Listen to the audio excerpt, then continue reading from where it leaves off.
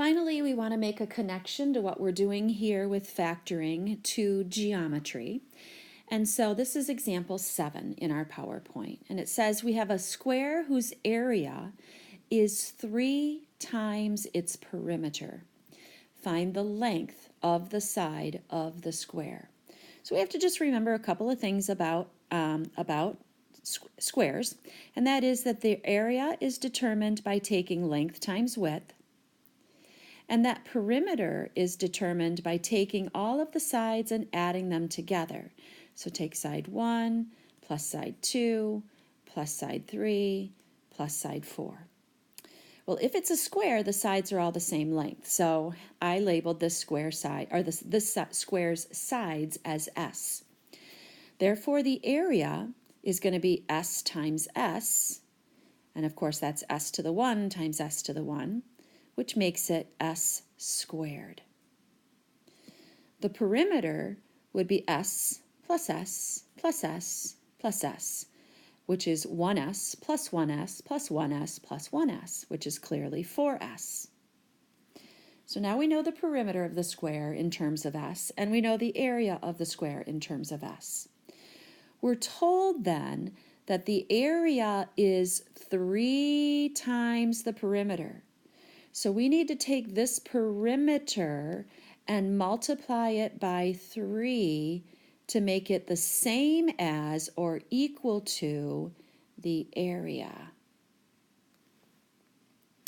So what we get is S squared is equal to 12S. And we want to find S. Well, we could do so by trial and error, or we could do so by using factoring. Now, to factor, what we need to do is get these two terms on one side of the equal sign together so that they are equal to 0. So I could just subtract 12s from both sides of the equal sign. And what I would have left on the right side is just 0.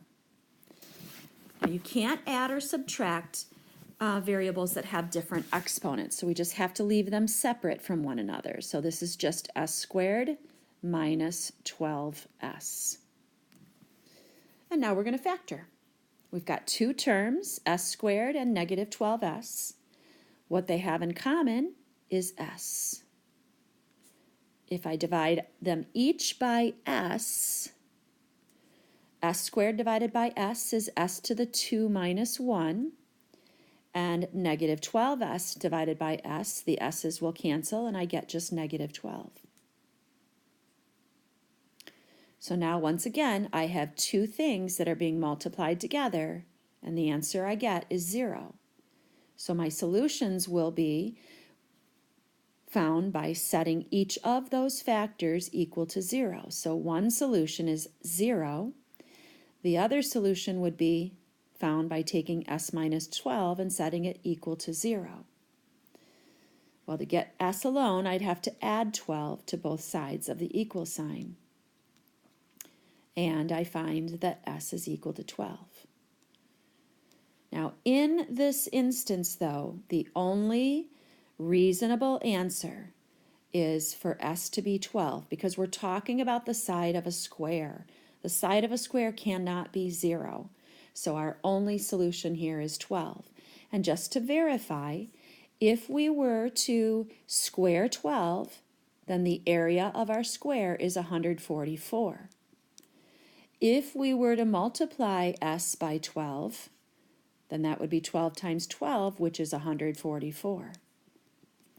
If s is 12, then the two sides of my equal sign come out equal to one another.